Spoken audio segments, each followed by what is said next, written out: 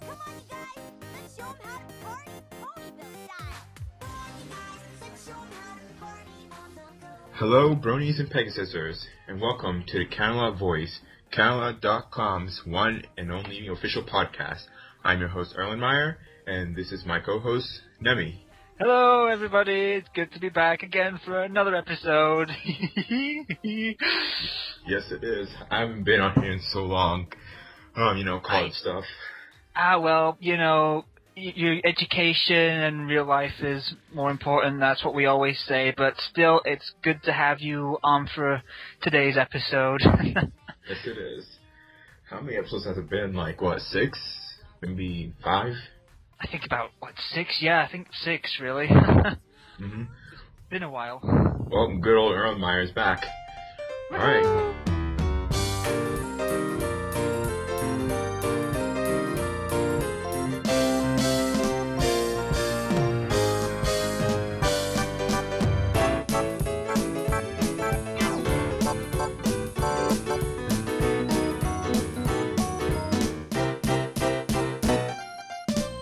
The first bit of news is that My Little Pony Friendship is Magic, the show we all know and love, has been nominated for the for favorite animated show for the Tubi Awards.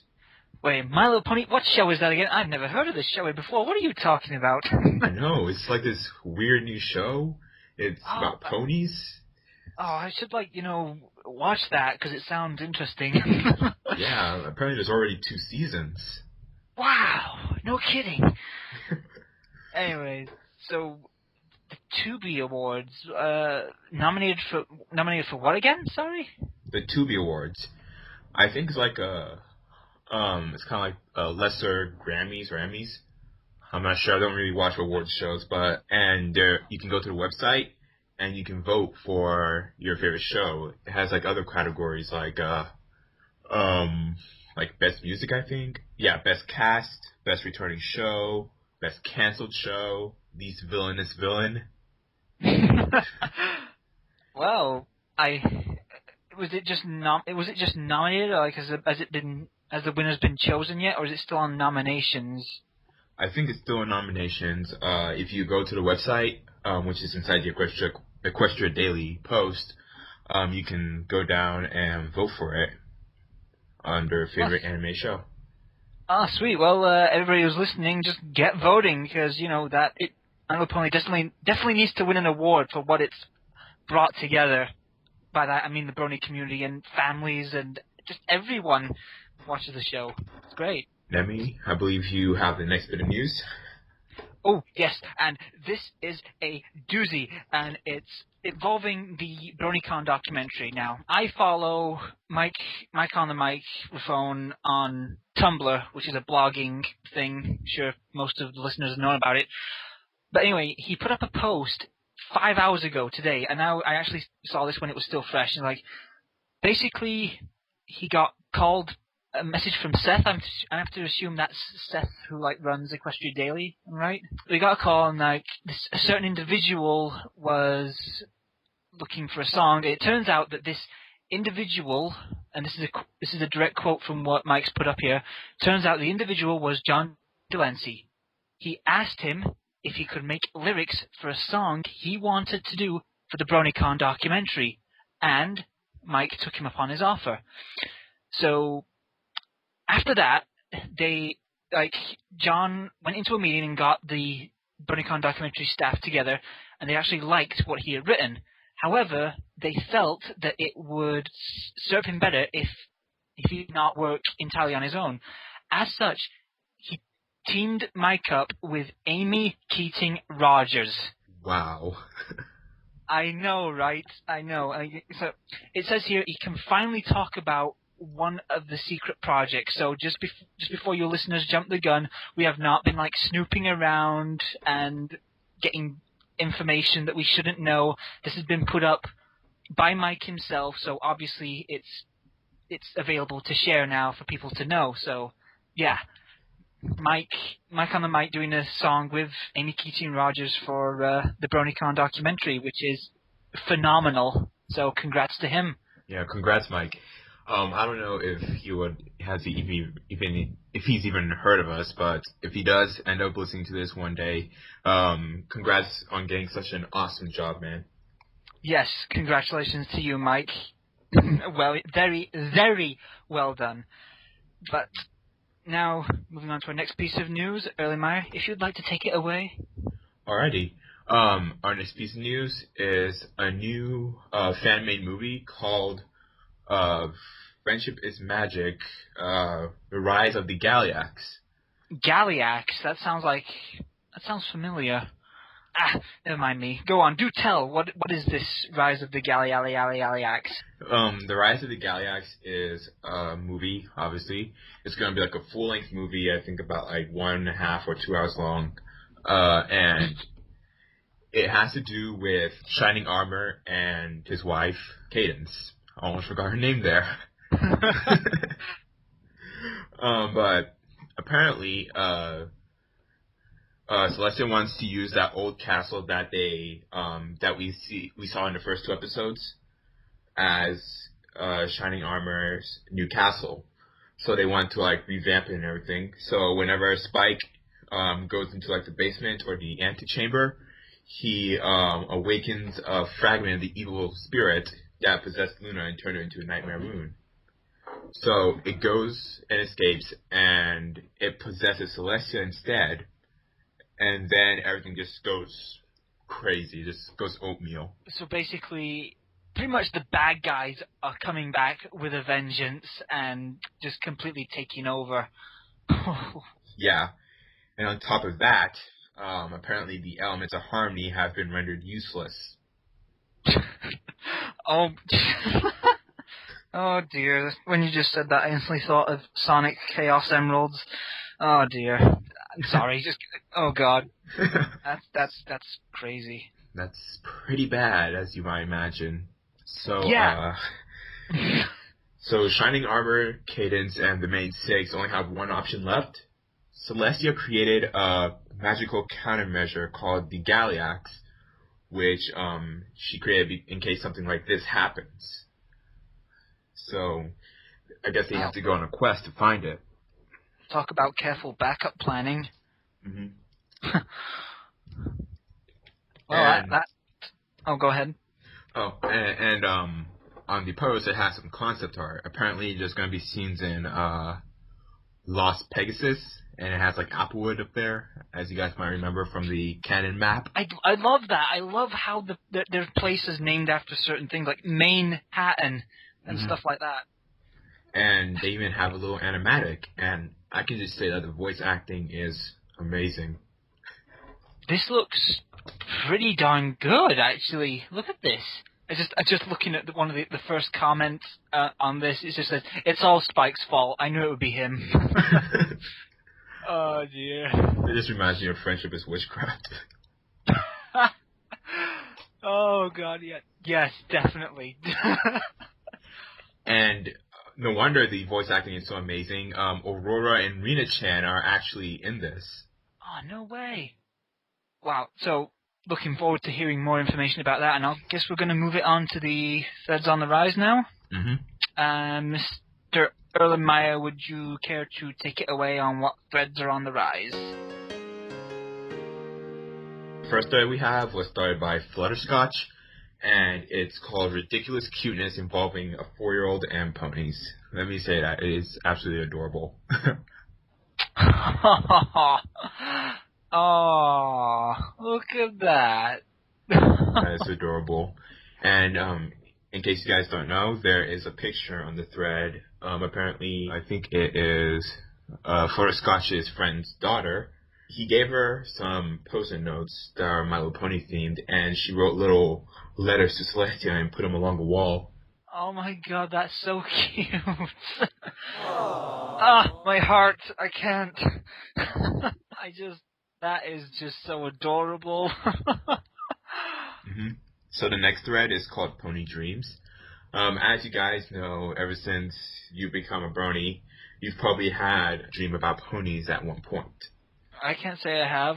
I haven't. I've been dreaming about some other weird stuff, but not pony related.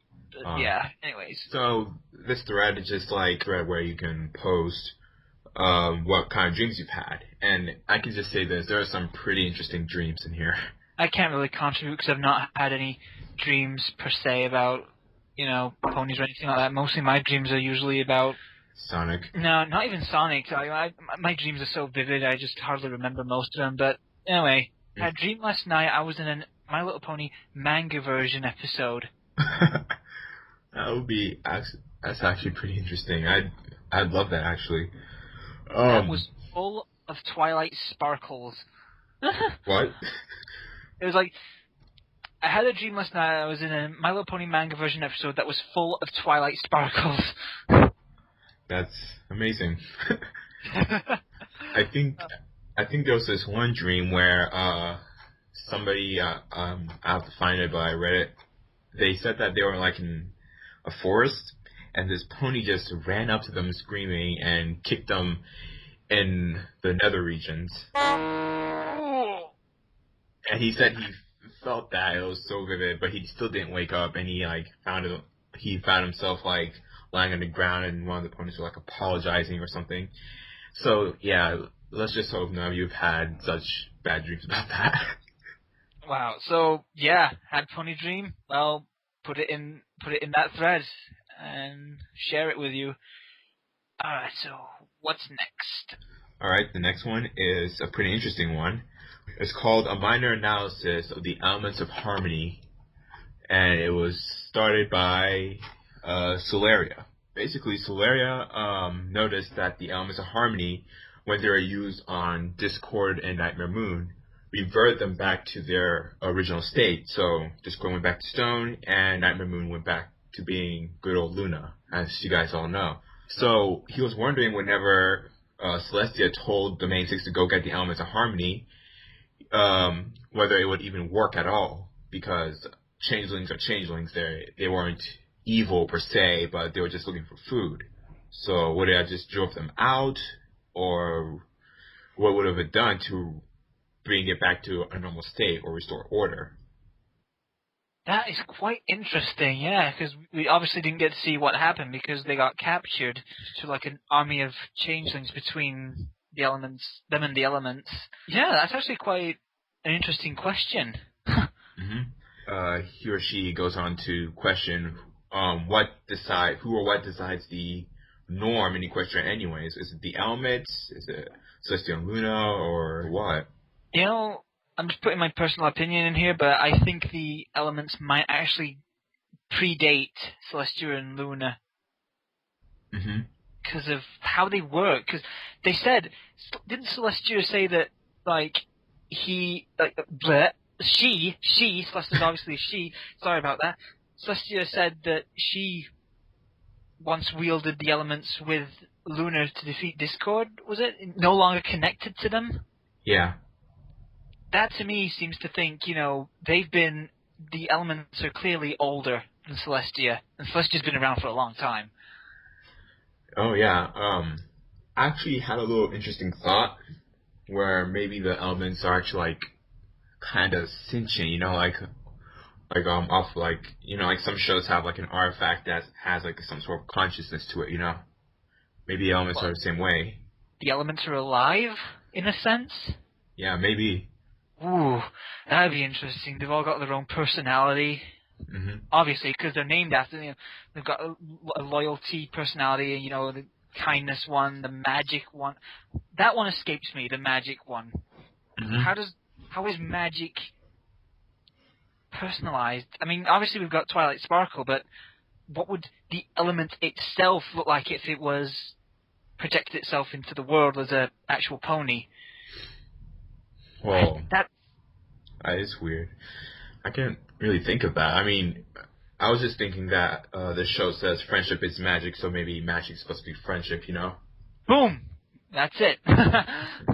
Still, it makes for a good discussion, but feel free to discuss it in the comments and everything with everybody, every pony. Right. Let's see. I am looking at Gingerman's comment. And by the way, I love how she always starts her her comments. Hi. As do I.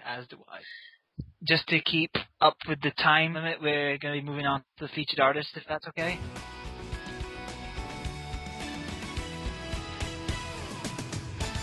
And the featured artist this week is Gez. Nicely drawn and colored, shaded, and everything. Yeah, this was really good. The Flutter Pony one, I think, is my favorite. It's just that it has this nice little style to it. My favorite for me has to be the A Voodoo Brew one. I just really like that glow it gives off with that cauldron in between Zecora and Twilight.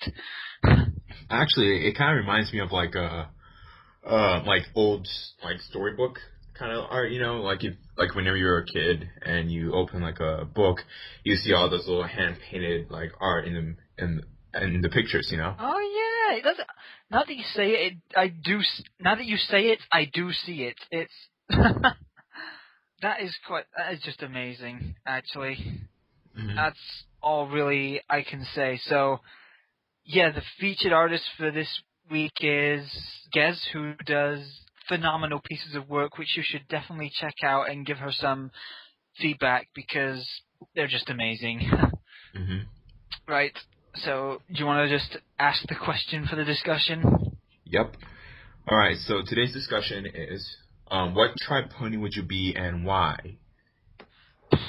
Well, ever since I started watching the show, I've always seen myself going towards Pegasus.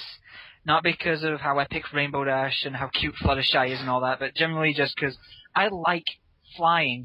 If there's a game or a show or just something that involves flying, you'll be guaranteed that I'll check it out in some way.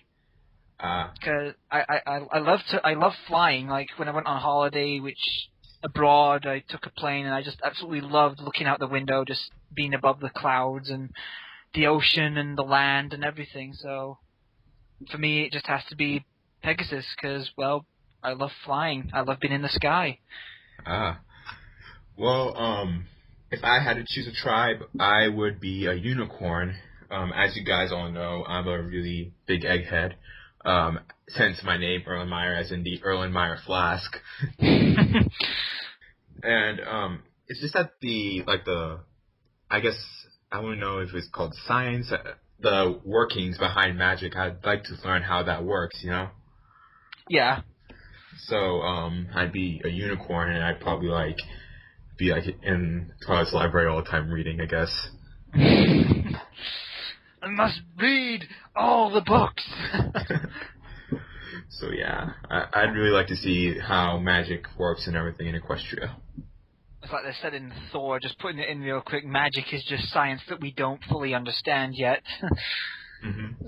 Or something along the lines of that. It's been a while since I've seen the film, but yeah, you guys, listeners, can just post in the comments what tribe you like to be in and what specific reason as to why. Like we've just said, we would go into a more in-depth discussion about it, but like we said, we need to keep to a time limit. Mm-hmm. Oh, and one more thing I wanted to add. Plus, whenever I saw the cloud walking spell that Twilight did, I've always wanted to do that little thing that Gohan and Goku do whenever they're standing on the cloud and they're kind of riding on it. So.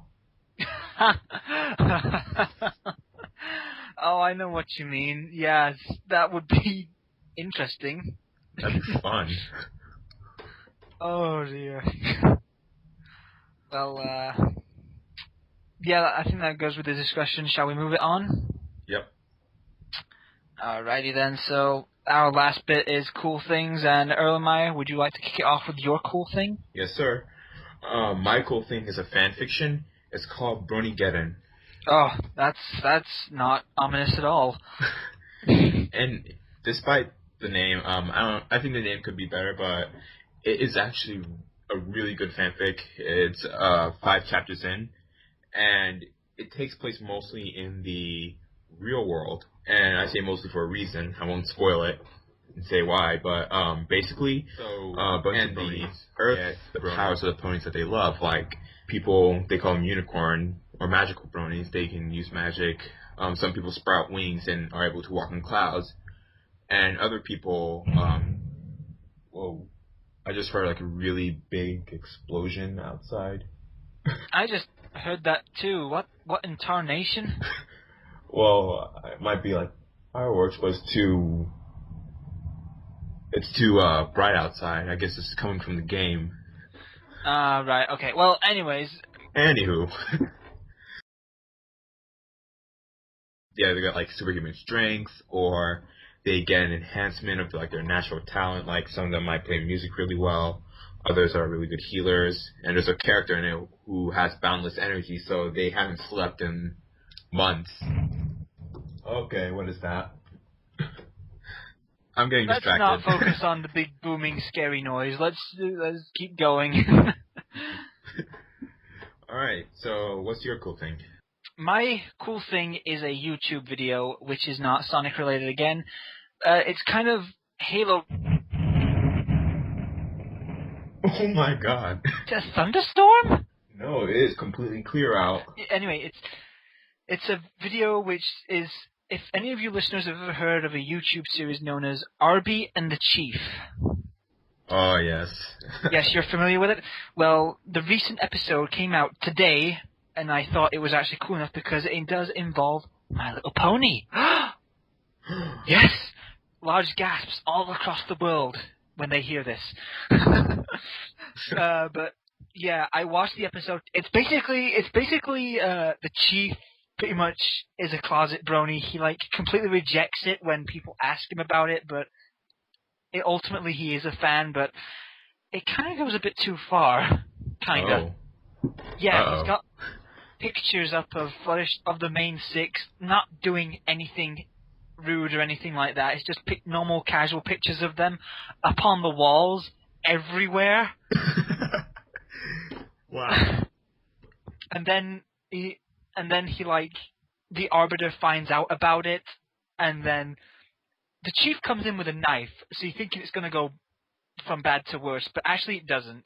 And I'll leave you to watch that. But for those who don't want to watch it due to the style of comedy, he pretty much makes Arbiter watch My Little Pony, and he thinks it's not bad. But yeah, that was my cool thing. And I've watched the entire series of Arbiter and Chief, and to put how bad Chief's swearing is in perspective, think of all the kids you've played up against in any first-person shooter on the voice chat, and take it up a couple notches. That's about how bad he is. Worse than that, even. I think he swears like I don't think he can go like 10 seconds without coming out with a vulgar comment or swearing. So yeah, we're just throwing that warning out there for you listeners to like just if you don't like that kind of stuff, then please don't watch it and stuff like that. So I think that concludes the show for today. Yes, sir. It's been a lot of fun again, and I hope you all enjoyed the show. Do you want to say your goodbyes first? Sure thing. I hope you guys go ahead. As you know, we have a YouTube channel. If you have a YouTube channel yourself, you can subscribe to us. It's free, and like us and help us get our stuff out there. Yep, definitely. Go and check us out if you can, and if you want to, just click that little subscribe button at the top of the video. Right, well, I've been Nemesis Pony. And this has been Erlenmeyer. And we bid you goodbye, everybody. Thank you for listening. See you, every pony. Goodbye. Thanks for listening. Bye.